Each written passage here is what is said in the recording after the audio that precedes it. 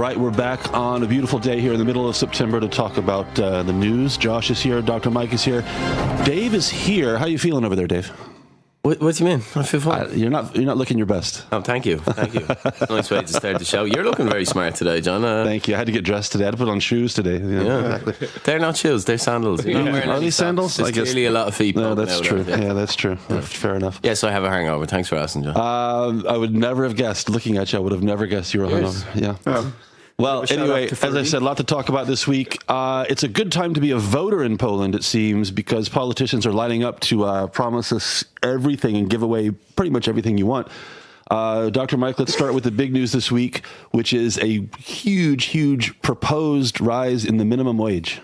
Yes, PiS is basically, well, they already claimed that they're going to increase minimum wage a few months back to about 2,600 zlotys. Now they want to increase that even more. And they're saying that over the next 4 years, they'll increase minimum wage up to 4,000 zlotys. We're talking gross income here, not your take-home pay, but, what's on your actual, payment slip there. But they're also going to increase the amount of money, percentage of your payment that goes into ZUS and all those welfare programs. So it's kind of like a mixed bag. So you'll be getting more, but we'll be taking more of it away as well. And the question here is, can the economy actually take it? Kaczynski really pissed me off during one of his interviews here, where he was basically being asked, what do you think small businesses will be, won't they be complaining about this? Or they're saying that they won't be able to afford this. And he basically said something along the lines of well, if small business owners or businesses can't handle this, then maybe they shouldn't be businesses to begin with. Sick burn. Plus, I was also on the radio. It's a very reckless thing to say. Yeah, on the Radio Kraków, they were on Friday, I believe. I was listening to an interview with Posłanka from the Małopolska region, who the interviewer actually asked her, so what do you, przedsiębiorca businessmen in your area, think of this? And she basically said, I haven't talked to them about it. So wait, you're bringing in new legislation and you're not talking with the people that are actually be involved with this. Hey, Dave, put on your economist hat here. What happens when you have a 40% rise in the minimum wage over 2 years? Inflation is what happens. Price rises, that's what happens. And the knock-on effect of this could be enormous. You don't think people who are, say, currently on 5,000, if they know that their colleague who's just walked through the door is now on 4,000, that they won't want to rise as well. There's a point with all political parties when they're in power where they overplay their hand, where they tip what they think to be a winning formula too far in that direction. And they're going to lose the middle if they follow through on this. There's an awful lot of people in Poland that only voted for PiS because they thought they'd get lower taxes and more benefits, finally get something in their pocket. They didn't really care about their ideological positions on things. And I think those people are going to be taking a very hard look at this. Josh, have you got a take on shameless political giveaways with a minimum wage? Oh, no particular opinion expressed within that statement, was there? No.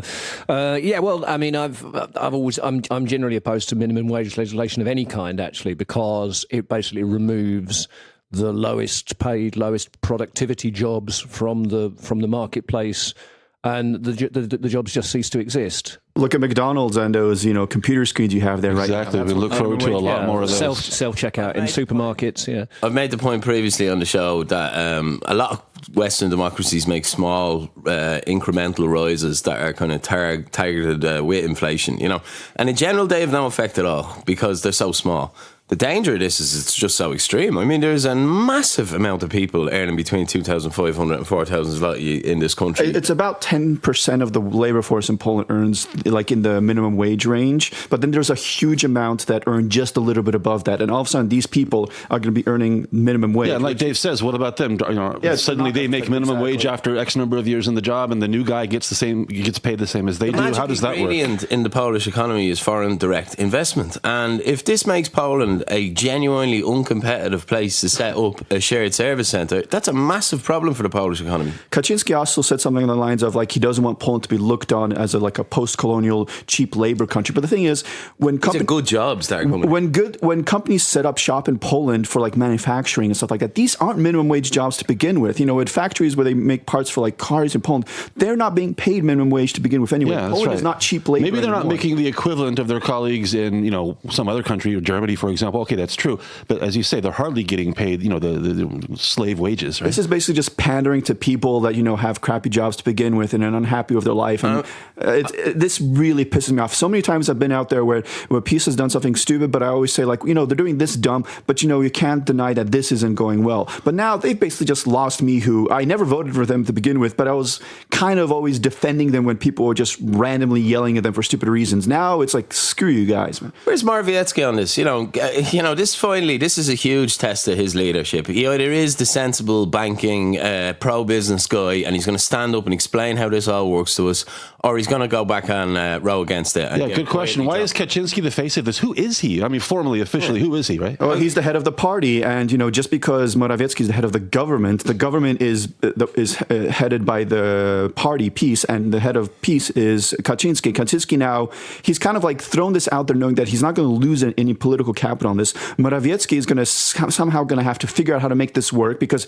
he can't oppose Kaczynski right before the elections, because then Kaczynski after the election will just tell, you're out. Hey, speaking of the elections, along with this, I lose an awful lot of respect. Speaking of the elections, guys, isn't this kind of, on top of everything we just mentioned, isn't this also weird timing? I mean, it's not like PiS is like neck and neck with PO going into the elections. They're going to win for sure. They were going to win for sure before this. So how is this helping them? You keep saying that on the show. Every week you say the election is over, it's in the bag. It is. Why are they going ahead with such an extreme policy? That's my question. It's absurd, isn't it? That's my question. I've seen some polling numbers that they're scared of.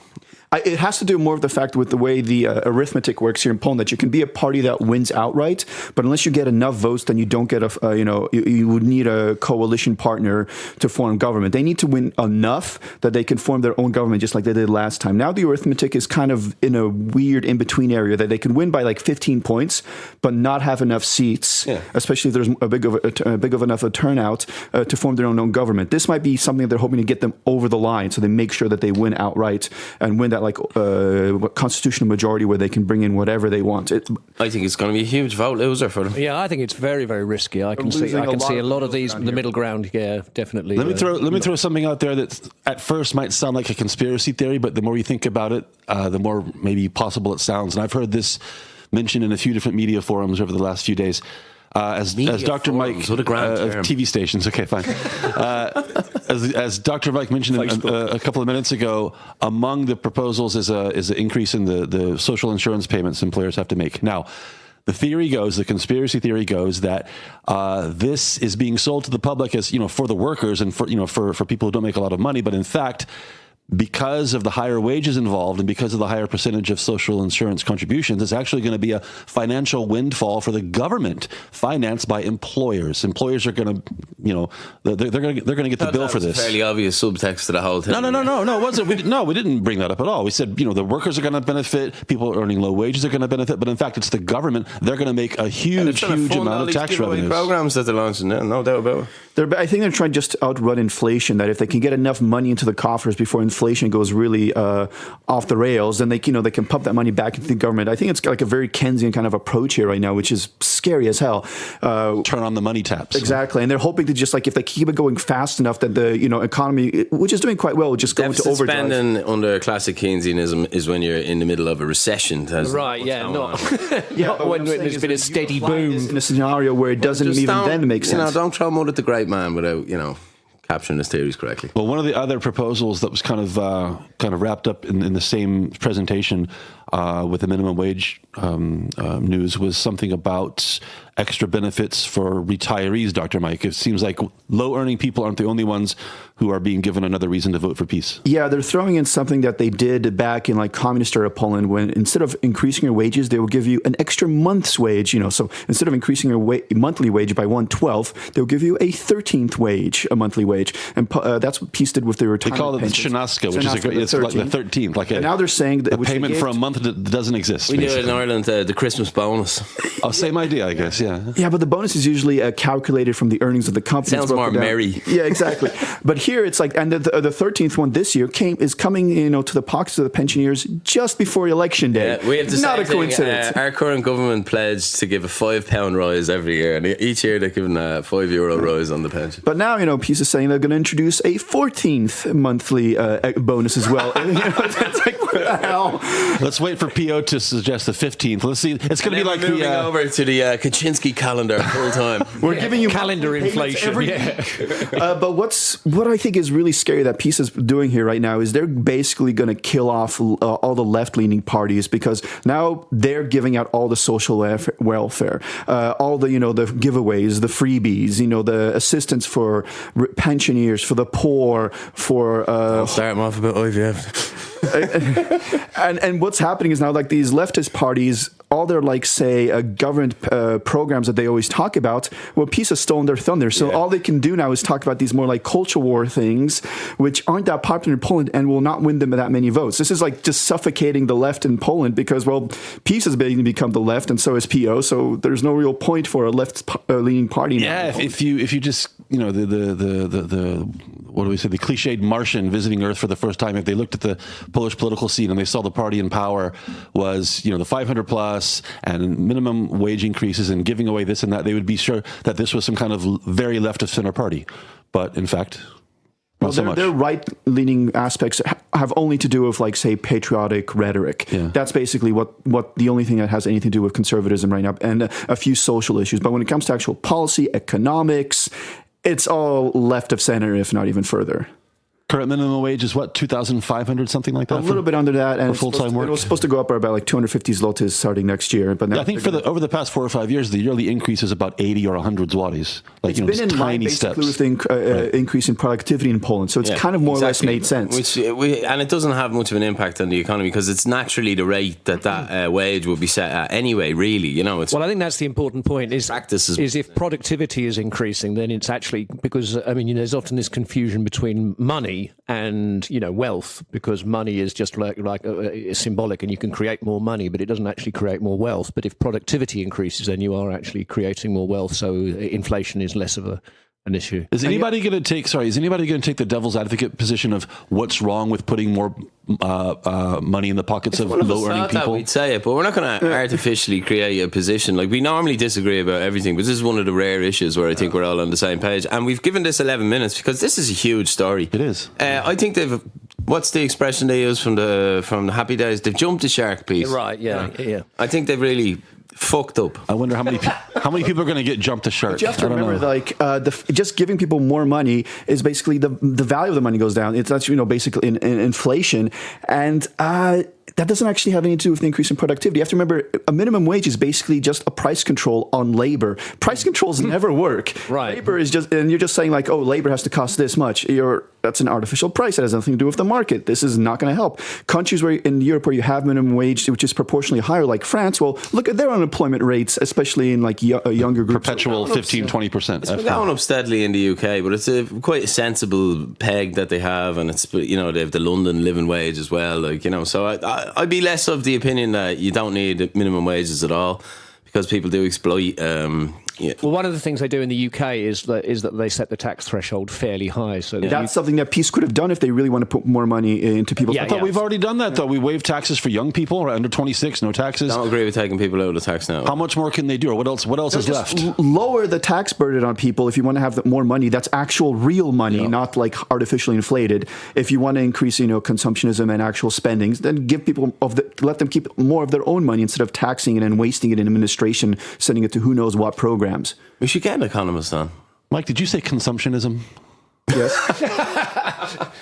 Tuberculosis is on the increase. It should be. It should be. Yeah, it sounds pretty good. Sounds really intelligent, consumptionism. All right, well, we'll see how it turns out. Moving on to a subject that we touched on not too long ago. IVF, in vitro.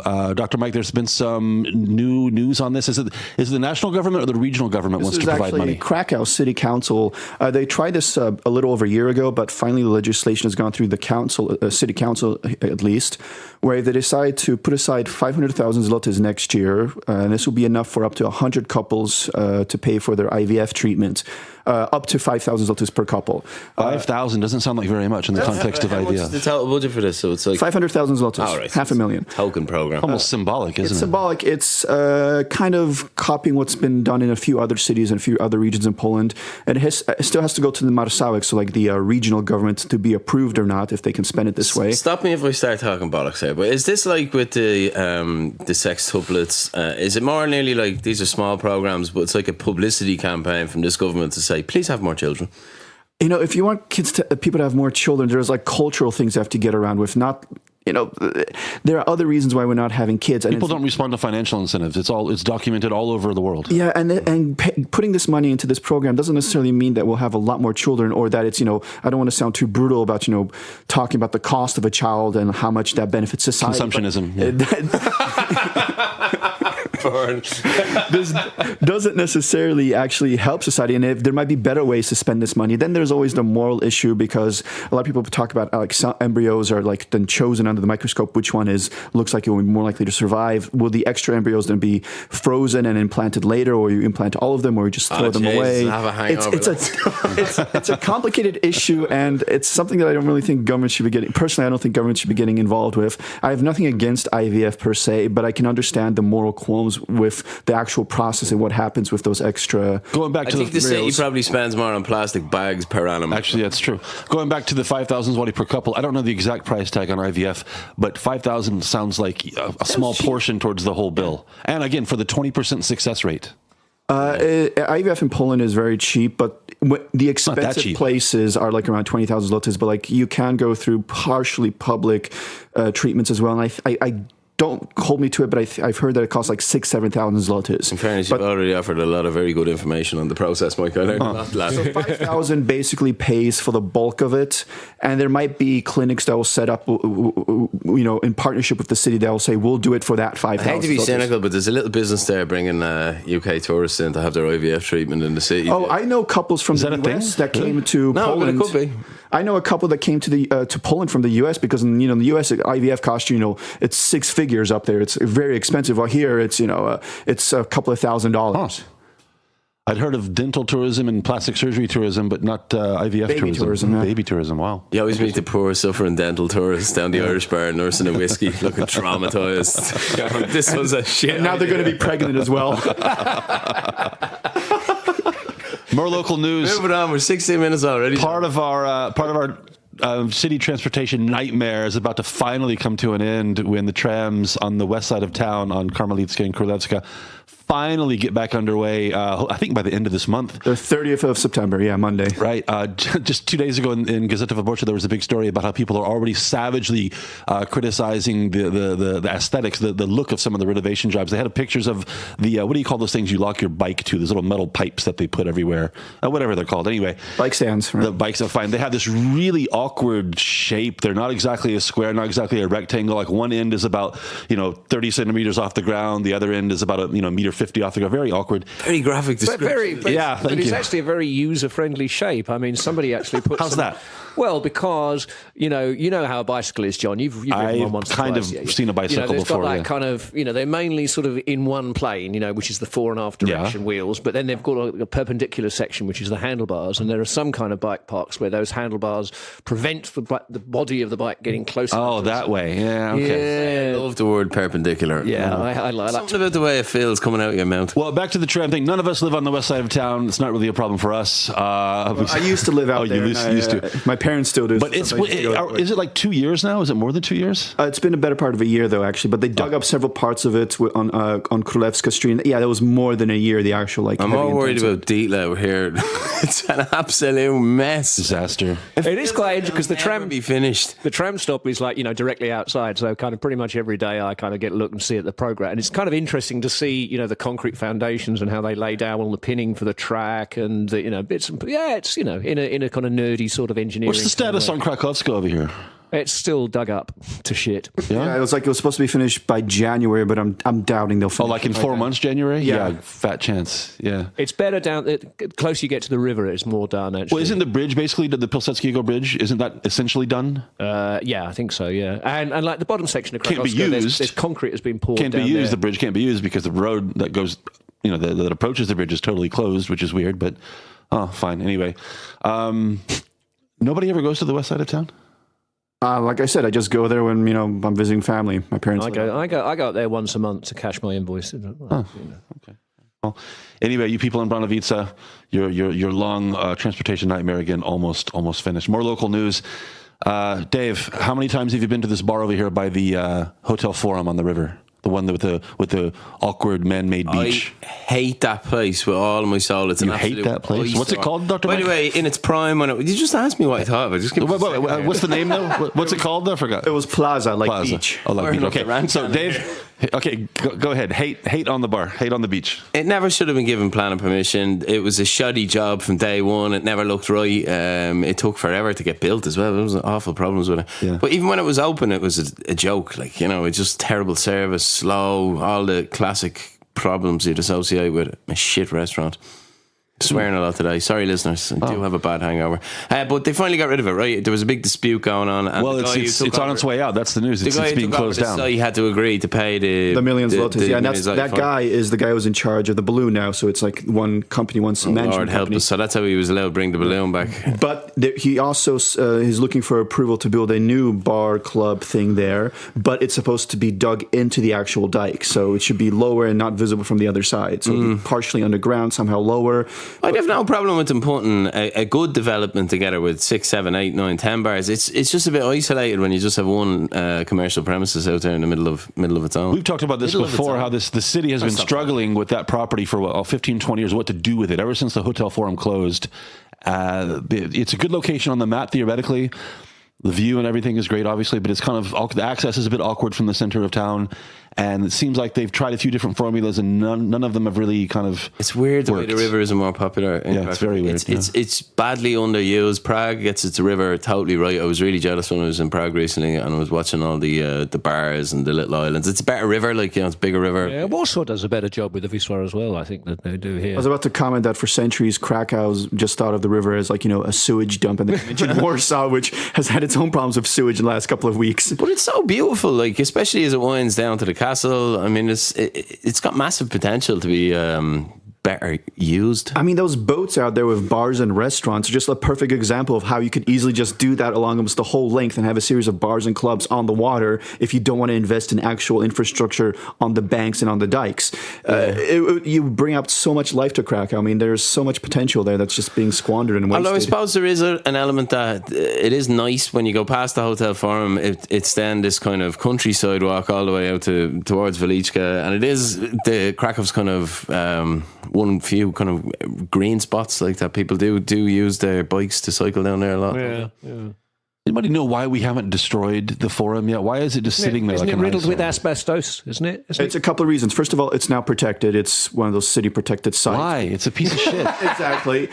Second of all, it's like any hotel that wanted to invest there. The problem is, yes, like the asbestos, and because of its structure and like the concrete walls, they can't make rooms larger or change the infrastructure inside there to make it, up to code with modern 4- or 5-star hotels. It's basically because so they can't gut it and refit it. refit it because it would be just incredibly expensive or difficult. They finally got something together with Skiltor, and they finally got a job going there. I mean, that'll be finished, in about a year. Yeah. I'm guessing. They need to do something with the farm. Like you say, it's a bloody eyesore, and it's a great location. It could be a real asset to the city if they kind of come up. Well, all the development that goes on around here and all the big money involved, I'm sure that developers have kind of, knocked on the door of the right people in City Hall and said, okay, can we do something with this? There must be something really I'm sure one of the big fundamentally hotel chains will take it impossible, on. some problem that's impossible to solve that results in this. Basically, the city says it has to stay like that, while any investors say, but we don't want it to stay like that. It only makes sense if we can change it or tear it down and build something new. And the city is like, no.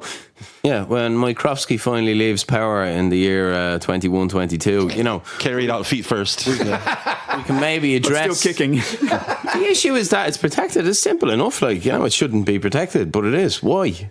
Mike, is this kind of this reminds me of the situation with the Hotel Cracovia at the top of Pilsudskiego, the thin corner of Błonia right there. Also an eyesore. Also, maybe great architecture from communist Poland 1960 whatever, but it doesn't fit in today's world. But somehow it still exists and it's protected. I'm not sure if it's not even the same architects that built that, but the thing is, Hotel Krakow and everything was built in the 60s and together with the cinema there, Kijów, it kind of has like its own style and it's from that era. Well, Hotel Forum is in that style, but it wasn't finished until 1989 and it only functioned for like 10 years. I openly challenge anyone to come on this show and present their arguments as to why the Hotel Forum should be a protected site. Throwing down the challenge, Dave. Nice one. We have a building in Dublin called Central Bank. It's similarly controversial, brutalist structure from the 70s this time, and everyone hates it, but it also has... Some hipsters make a claim that it's part of our heritage. Speaking of hipsters, that's the only hope for Forum, is like some hipsters get drunk enough in the restaurant and they accidentally start a fire, and then the building has to be condemned and taken down. Yeah, because we haven't covered the fact that we've made it sound like an abandoned wasteland for anyone who listens to the show who's not familiar. There is a great scene actually now on the ground floor. There's a few bars and restaurants, really cool. That's what I was going to say, Dave. You're not a fan. You told us you don't like the place, but it seems to be really successful, though. There's always a crowd. No. I don't mind. The stuff in the Forum is actually really cool because they're reusing a space that was dead, yeah? So I'm all for that. It was the shitty beach bar in the middle of just that one. Okay. Just that one. I just loaded that place. Remember when they had the floating pool on the barge? Like the pool on the river in a barge? Anyone ever go swimming in there? They never got permission because they set it up and hoped that like the city like health department whatever like let them run it as a public pool, but they never got approval for it. So it just like stood there waiting for years and years and years, and they kind of gave up on it. Absolute joke. Guys, what do you make of the fact that it seems that like Hotel Forum and in Dolnych Młynów, there's some commonalities here. They both kind of, reasonably successful nightlife places. Dolnych Młynów, very successful, but they're both set up in places with dodgy legal foundations and both threatened with being liquidated to be redeveloped as something else. It's a great way of focusing people's mind on the value of a plot, isn't it? It was actually a great solution the city came up with to let people go into Dolnych Młynów and, do up the premises to the point that they could be used commercially. And now they don't want to leave. And now, well, that's another issue, but it showed the value of that site, and I've no doubt it created some urgency around the people who eventually came to develop it. Dr. Mike, I think thoughts? The same could be true in the Forum. If it does well enough, those bars on that level, people will start looking at the cash flow there and going. Well, it just shows that people do want to have a place to go out and socialize outside, actually, in Krakow, because that's something that was really lacking for years here, and it shows that the river can be full of life and vibrancy. And what's great about Hotel Forum and the bars and clubs there is that basically the people can be loud and annoying. Yeah. And it doesn't really bother anybody. On the other side of the road there, but it's like a 4-lane highway, which is loud anyway, and people on that side might hear like the echoes of the sounds, but it's nowhere near as bad as like people in the center of town that have a club right downstairs. That's kind of the point I was making earlier, that it's quiet down there. Like, there is a lot of green space. It's actually a really cool hidden gem in Krakow, the bars on the ground floor of the Forum, which I recommend everyone visits. Well, let's turn to another subject that we've talked about quite a bit here on the show. That is the tragic comedy going on at Wisła Krakow. Updates. No major updates in a while, but some big news this week. Some of the dominoes are starting to fall. Marzena S, as she's known in the Polish media now, since she's the accused. Isn't it funny? I never understood this thing where even if someone was like super famous, because of Polish privacy laws, we can only use their last initial. Like Jarosław K. Former Beatle Paul M was accused. Come on, Lisa really? S. No. L. Simpson. Yeah. So anyway, Marzena S, wink, wink, the former president of the club, was kind of arrested in dramatic fashion. The police, as they sometimes do, they videotape like when they walk in the office or like, knock on the door of these people and put them in handcuffs and take them away in the car. And they publish it. Yeah, they published it online. It was interesting. Anyway, she's formally accused of taking part, or maybe being the boss of a criminal enterprise, working together with the hooligan underground, using club money to buy drugs, distribute drugs, et cetera, et cetera. Guys, thoughts? It's about bloody goddamn time. Not only with the drugs, but it was just like embezzling money as well, that they're using money from the club to, like, she was helping her husband out to buy like the printouts and stuff like that from another company that was theirs, plus helping out the Sharks. So they're like pocketing the money. That's for the hooligan gang, yeah. It's just a big mess. She is out on bail, I think, now for 500,000 zlotys or something like that. So she's not actually behind bars, but it's hilarious. I didn't even read the links. I like when you give your little updates on Wisła Kraków, John. You're like a roving Wisła correspondent.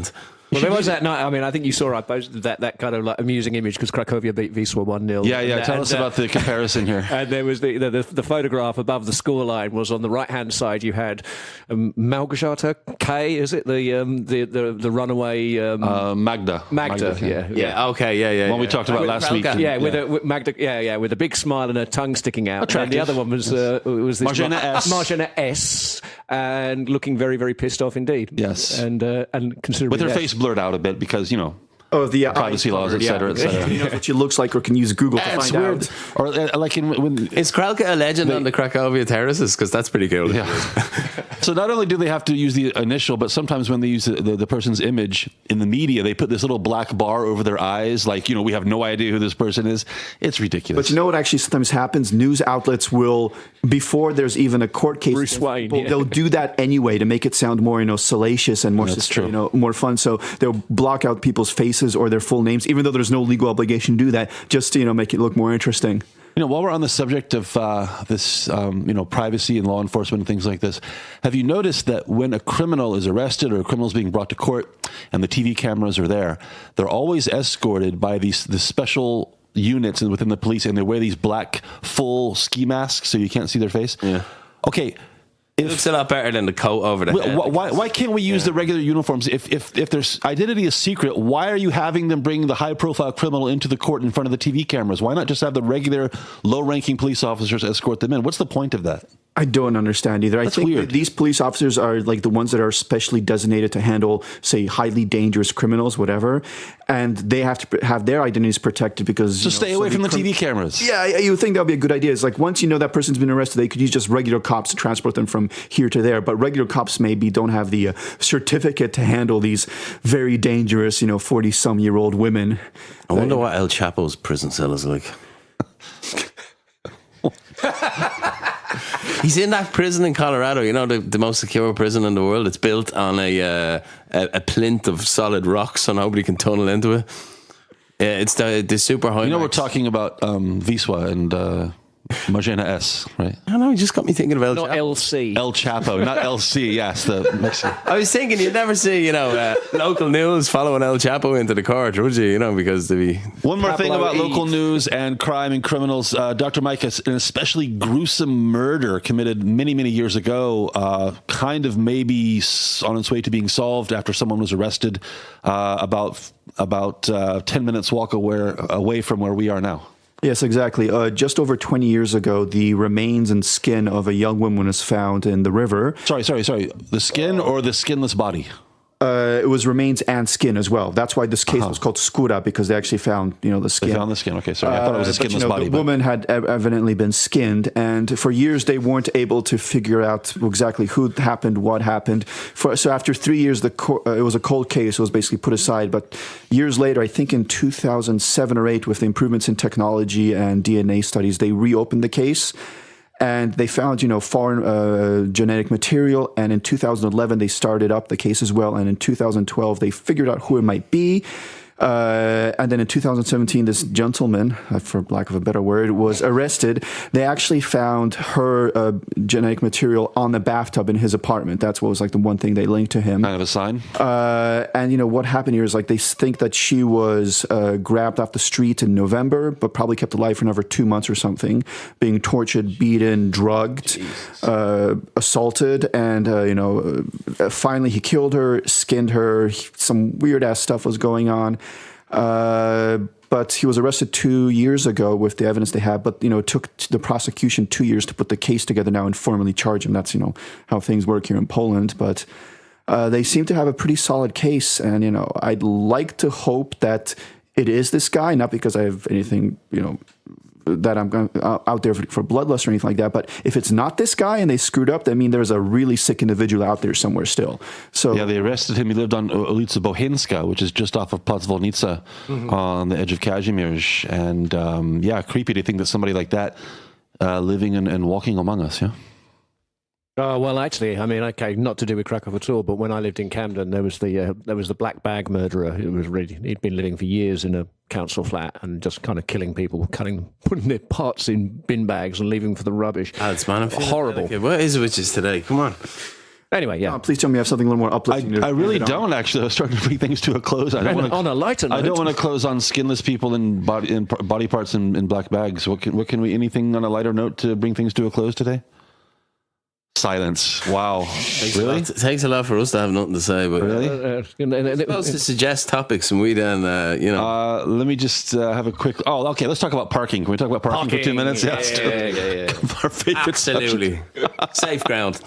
So the city this week announced that the strefa, which means like the zone that is covered under the paid parking rules, is going to be expanded yet again. When it started some years ago, I don't know exactly when it was, but it was the obvious places, right? Just off the Stado Miasto, with inside of Ditla, inside of Alea, and now it's expanded so far. It's about to include places like Zabwacha, and it's well on its way to including Nova Huta and Village. It's going to expand to the border, basically. Park in Katowice, yeah.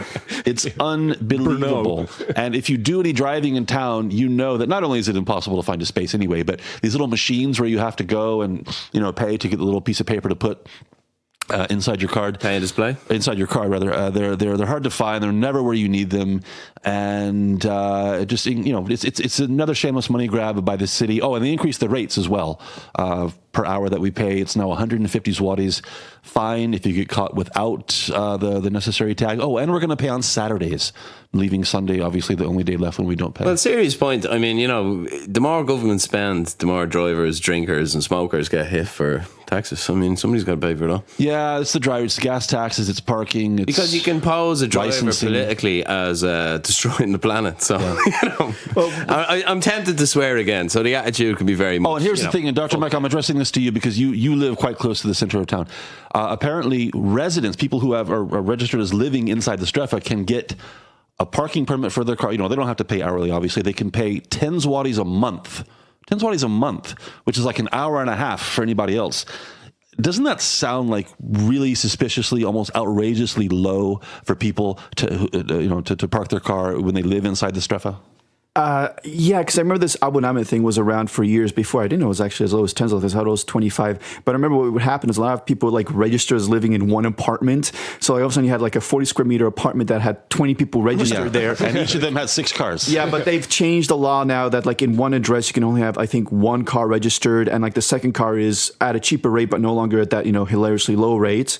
But the question is yeah, but if you're living in the center of town, then do you really need a car? I mean, you can argue either way here. It's well, if you're in the center of town, then you probably have priority because you live there, and people from outside the city can figure out another way to get into town. But then it's well, if you're in the middle of town, you don't need a car. And, yeah. Well, there's no doubt that drivers get picked on. There is an element as well in Krakow that they have made some good decisions. The city, when I first got to Krakow, Plac Szczepański and Maui Rynek were both car parks. Yeah, that was pretty ugly. And I don't think Maui Rynek? Maui Rynek was. Yeah, it was. I don't think anybody could seriously make the argument that it's not better now. The problem is there's just not enough space. Yeah, it's always going to be a problem. There's too many cars. Do you allow as many cars as possible here and with as many spaces as possible, or do you just go towards the direction the center of town, bulk of town is not going to be accessible by car, use public transportation? These are genuine policy strategies to make it difficult to park, to make it expensive to drive, and to drive people onto public transport. Or what about Josh, what's it called in London where you have to pay to go to the center of town? What's it called? Oh, the congestion charge. Congestion charge. Maybe something like that for Krakow. If you pay, if you drive inside a certain circle around the center, you have to have an extra sticker on your car. I think Boris is busy at the moment. I don't think he'll be coming over here to his beloved congestion charge. All right, so now we can bring things to a close since we finish on an innocent subject like parking instead of murders and Skinners and things like that. Anyway, I shouldn't have. You just brought it. I shouldn't have brought that up. Parking. Flogging a dead horse there. That's all you need to know for this week, guys. Thanks for listening, and we'll see you next week on the news.